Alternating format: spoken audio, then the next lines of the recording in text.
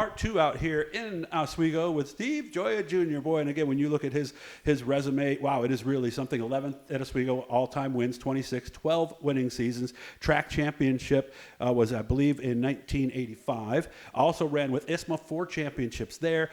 6 times he finished second in the points. He actually owned Oswego Speedway from 2003 to 2011 and is currently the tech inspector there. This interview, we're going to go all the way back a long time ago for some of you young folks. There was a lot of racing in the 1970s, a little bit different than it was today. Steve actually started in 1975, but before that, were you a fan? Did you go to the track? Did you know anything about racing or no? Well, I was born into a racing family. My dad had a car. My dad, 1959, helped Dick Jarrett. I don't know if no one will remember his name, but Dick Jarrett Sr. And he was a competitive guy at Oswego. My dad knew him through someone. I don't know. I remember in the early '60s going out to his service station in Mexico, New York, and seeing the race car there. He had number 67, and that's how it started. My dad bought a car through him from Bernie Grant, and Dick Jarrett Jr. was his first driver, Dick's son, and he started it in 1962. My dad did, and that was about the time where they were taking the old style bodies off the race cars at Oswego, and they were called bugs or not really super modifieds at the time, but bugs, I guess. Well, they took the bodies off, put some sheet metal on the roll cage, and that's how the cars were at the time. And Nolan Swift had come in a couple of years before that. He took the body off his car, and then his car was a famous car. He won a lot of races with that. Jimmy Champagne was starting just about that time, and so it evolved from there, and eventually through the years, my dad bought cars from other people, built cars, and luckily for me, I never really thought about being a racer. No? That was always a step above what I thought I'd be able to do, because these guys were really gods, they were heroes. I can't, I'd always say, I can't do that. Right. These guys are special. I mean, you'd watch guys come in the early days, Gordon Johncock and Art Bennett, and how could I ever race on the track with these guys? Yeah. But it's funny how things turn out. And in 1973, my dad was without a driver. I tried the car at the end of the year in Thompson, Connecticut. So it would have been maybe 20, somewhere around there? Yep, I would have been 20. And that was young at the time for a racer. Seriously. Today kids start, much younger. But 20 years old, I was when in 1975, actually, this is the same date, August 9th, I was the second youngest person to win a race at Oswego. Doug Hebron was the first, and I was the second. He was a little bit younger than I was. So it's a special day today. I was 22 at that time. I was still a young racer. Today you see guys, or kids I should say, winning races at 14 and 15, and they start at age 5. Full-size cars. Yeah, the first thing they do is their parents stick them in a race car. Yeah, my daughter started at 14. She was late. So that's just the way the reality is. I know. In the other review, you tell, because everybody did what I did and what you did at the same time. We just kind of raced bikes around fields and parking lots and whatever we could find, right? Yeah, that's what we did every day during the summer vacation. We'd get out, and we had a bicycle racetrack, we called it. Not very far from the Speedway, about half a block from the Oswego Speedway. I was in an old field, and we kept going around and around in a circle. Eventually, we got all the grass out of the way and started to bank the corners. And bringing a shovel with you, that's what we did too. And if it rained, it kind of made it more fun for that particular race, right? That's it. Pedal a lot harder. At the time, anything we could race. We used to race through my parents' yard, down the driveway, out onto the sidewalk, turn around and come back. My mother was the race director at that time, tried to keep us from getting hurt. Oh, unofficial race director. Gotcha. First time in one of your dad's cars, that was at Thompson, right? That was Thompson, yeah. How did it go? I wasn't sure if that's really what I wanted to do when I got in that car at Thompson. I'll tell you, I thought I was really cruising along the straightaway, and a modified by me. They used to race supers and modifieds together I at didn't that know track. that. Okay.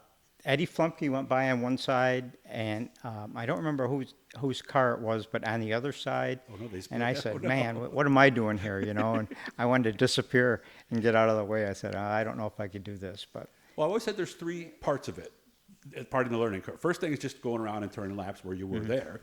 Second, stage 2 is where you're keeping up. And then stage 3 is when you get to pass somebody who's as fast as you are. How long did it take you to get to stage 3?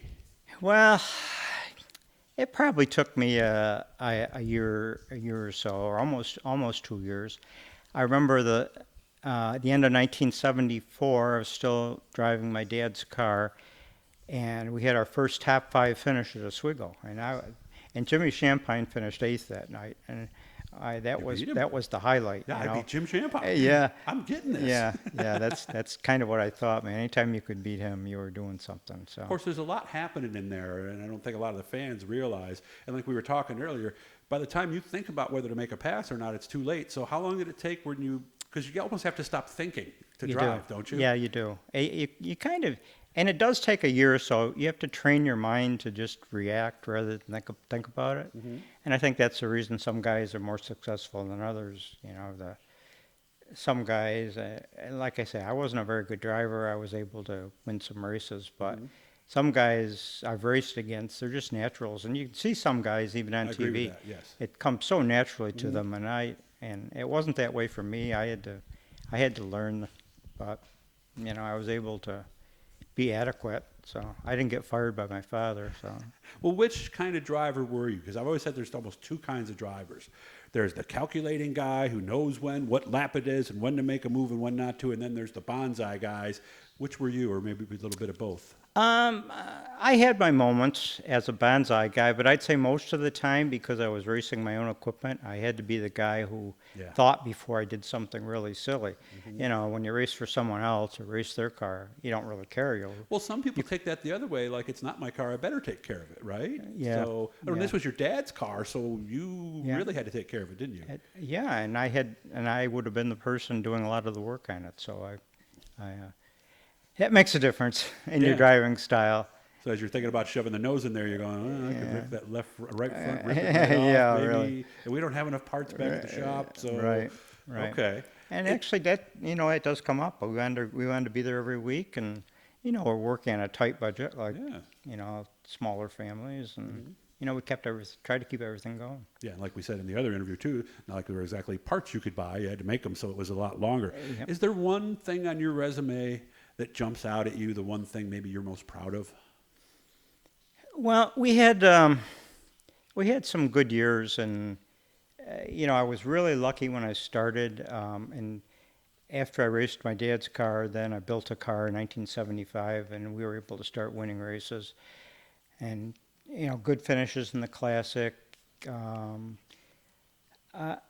There's so many things. I really can't pick one. Okay. I was so thrilled in 75 to finish second in the classic, 76 to win, 77 to finish second again.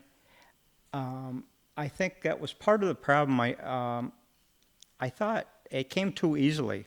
It should have taken me longer Okay. than that to win the classic, and then I was never able to win one again after that. I had 4 second place finishes in the classic after that, but never able to win. Okay. And had the caution come out on lap 198, and I was side by side with Bentley, who had led almost the whole race, and I was much faster than he was, but the caution came out. Okay. So it's just those are the races you remember Okay. that you probably should have won, didn't. Okay. Less than a minute now. Who was your hero growing up? Like it was a little kid. Who was the person you wanted to be? Oh, gee, And this could be national too. It could be anybody. yeah, I don't know if there's any one particular guy.